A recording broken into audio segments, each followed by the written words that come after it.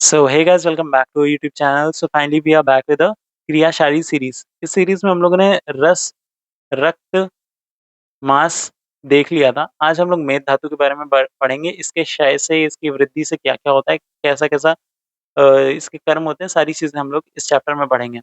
तो मेद शब्द की कैसे उत्पत्ति हुई है? तो त्रिमिदः स्नेह धातु से मेद शब्द की उत्पत्ति हुई है।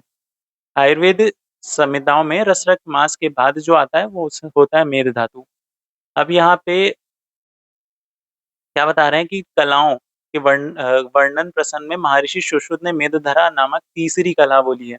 कि तीसरी कला होती है, और कलाएं क्या होती हैं वो आप रचना शरीर में पढ़ेंगे। ठीक है, तो ये चीज आप यहाँ पे लोड मत लीजिए। तो मेधरा तीसरी कला होती है, और आधुनिक रचना शरीर में हम लोग इसे ओमेंटम या डीप पेशिया मानते हैं। और यहाँ पे छोटी अस्थियों में रक्त मेद रहता है। शुद्ध मांस का जो स्नेह होता है, जो शुद्ध मांस होता है उसका जो स्नेह होता है उसे वसा नाम से जाना जाता है। तो ये यहाँ पे इम्पोर्टेंट आ जाता है कि वसा क्या होता है। ठीक है, और शुद्ध मांस का जो स्नेह होता है उसे वसा बोलते हैं, और इसे फैट कंटेंट ऑफ फ्लैश भी बोलते हैं। फिर इसके बाद सच बहुत ज्यादा आपका नहीं है इम्पोर्टेंट, ये सब मॉडर्न वाली चीजें हैं, तो मॉडर्न वाली चीजें में आयुर्वेद मत घुसेड़िए। आयुर्वेद अलग है, मॉडर्न अलग है। ठीक।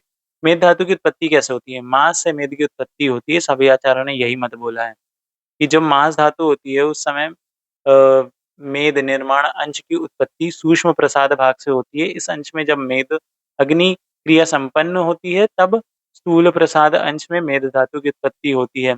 सेम हर चैप्टर में यही बताते आ रहे हैं। पिछले चैप्टर्स में हम लोगों ने बहुत इस चीज पे डिस्कशन कर लिया है, इसलिए आज इस वक्त फिर से नहीं बता रहे हैं। चलिए, ये आपका होमवर्क है, जल्दी से लिख के बताइए कि हाँ किस तरीके से मेड निर्माण हो रहा होगा। अगर नहीं आ रहा तो जल्दी से जाइए धातु पोषण चैप्टर देखिए, या फिर जो हमारे प्रीवियस चैप्टर में रस या रक्त वो सब देख सकते हैं। ठीक है, इसमें यहाँ पे शरीर की बताए गए हैं दो प्रमुख स्थान में संचित होता है। पहला तो एडिपोज टिश्यू है, दूसरा लीवर एडिपोज टिश्यू है। ठीक है, बाकी इसमें सच आयुर्वेद के पॉइंट ऑफ व्यू से बहुत इंपॉर्टेंट चीजें आती नहीं है।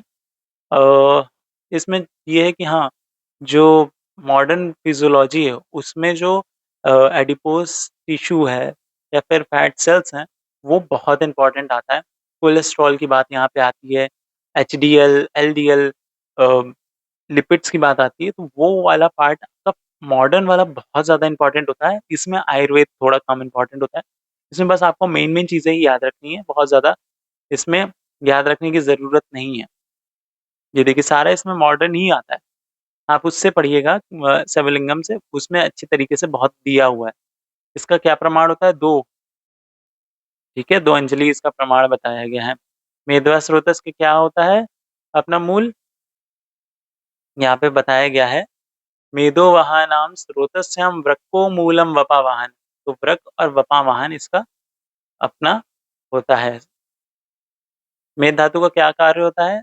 मेधा स्नेह स्वेदो दृढ़त्व पुष्टि अस्थनम च। मतलब जो अस्थि धातु होते हैं उसका पुष्टि करता है, और इसके अलावा स्नेहन, स्वेदन और दृढ़ता उत्पन्न करता है। मेद की क्षीण होने से अष्टि की पुष्टता पर प्रभाव पड़ता है। फिर यहाँ पे ये भी मॉडर्न वाला पार्ट है, इसको छोड़ दीजिए। फिर यहाँ पे बताया गया अष्टांग हृदय स्नेह बताते हैं, अष्टांग संग्रह भी स्नेह बताते हैं, और सुश्रुत स्नेहन, स्वेदन, दृढ़ता एवं अस्थि पुष्टि बताते हैं इसका कार्य। पंचभौतिक संगठन क्या है? जल, पृथ्वी और वायव्य। ये जल एवं पृथ्वी महाभूत की प्रधानता इसमें चक्रपाणी बताते हैं। जल पार्थिव्यात्मक, जब जल पार्थिव आत्म आत्म का, इसमें जल होता है और पृथ्वी महाभूत की प्रधानता होती है। इसके क्षय के क्या लक्षण होते हैं? संधिनां स्फुटनां ग्लानि निरीक्षणात् एव च लक्षणं मेदांसि क्षीणे तनत्वं चौदरस्य च। कि स्फुटन, नेत्र में ग्लानि, आयास, शरीर में थकावट, और उदर का तनु मतलब पतला होना, ये सारे इसके क्षय होने के लक्षण बताए गए हैं।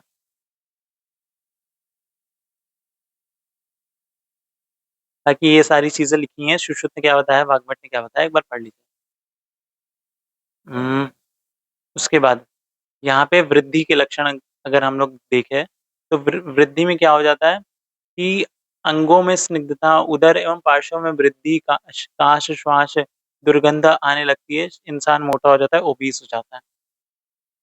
फिर यहाँ पे कौन-कौन सी दिक्कतें होती हैं, वो उसके बारे में भी यहाँ पे लिखा हुआ है।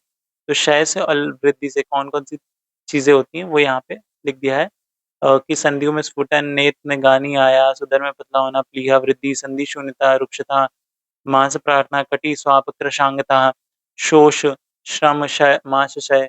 और वृद्धि में क्या हो गया, पार्श्व में वृद्धि हो गई, काश, श्वास आ गया, दौर्बल्य आ गया, बड़े मांस के समान लक्षण आ गए, श्रम, अल्प चेष्टा, श्वास फूलना, स्तन एवं उदर में लंबन, प्रमेह में, प्रमेह के पूर्व रूप, प्रमेह क्या होता है, डायबिटीज, उसका पूर्व रूप होता है अपना मोटापा, स्थौल्य का उपद्रव, कफ एवं रक्त एवं मांस की वृद्धि के विकार जो भी होंगे सारे उसमें उत्पन्न हो जाएंगे।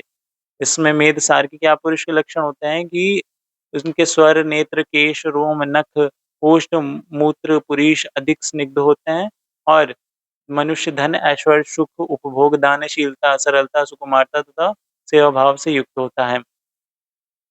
तो यहाँ पे भी बता रहे हैं सुकुमार प्रवृत्ति होने के कारण अधिक श्रम नहीं कर पाते हैं और परिश्रम को सहन करने की सामर्थ्य इनमें नहीं होता है। अगर मतलब बहुत ज़्यादा इंसान में है, तो बहुत ज़्यादा परिश्रम नहीं कर पाएँगे, जो बहुत थक जाएँगे जल्दी। बड़े शरीर वाले होते हैं और उनका स्वर-वर अच्छा होता है। So this is all about the मेद धातु। इसमें बहुत ज़्यादा आपके आयुर्वेद पॉइंट ऑफ व्यू से इम्पोर्टेंट चीज़ें नहीं है, बट हाँ, आपके कह सकते हैं कि इसमें मॉडर्न पॉइंट ऑफ व्यू से बहुत ज़्यादा इम्पोर्टेंट चीज़ें हैं, तो वो आप सेमलिंगम से पढ़िएगा। लिपिड वाला जो चैप्टर है, वो बहुत ज़्यादा इम्पोर्टेंट है। आपके एग्ज़ाम पॉइंट ऑफ व्यू से वो बहुत बार आपका रिपीट होता है। High density lipoprotein, low density lipoprotein, कौन-सा बैड कोलेस्टेरॉल है, कौन-सा गुड कोलेस्टेरॉल है, वो वहाँ पे देखिएगा। ठीक है? तो this is all about the मेद धातु। इसके बाद हम लोग अपना अस्थि और मज्जा को देखेंगे और इसी तरीके से पढ़ाई करते रहिए, मज़े करते रहिए। कोई दिक्कत हो तो बताइएगा। बाकी मिलते हैं आपसे नेक्स्ट वीडियो में, तब तक के लिए पढ़ाई करते रहिए, मज़े करते रहिए। लिंक डिस्क्रिप्शन में टेलीग्राम की, चैनल कम्युनिटी की, वहाँ पे आप कम्युनिटी जॉइन कर सकते हैं। Okay, Tata, bye-bye.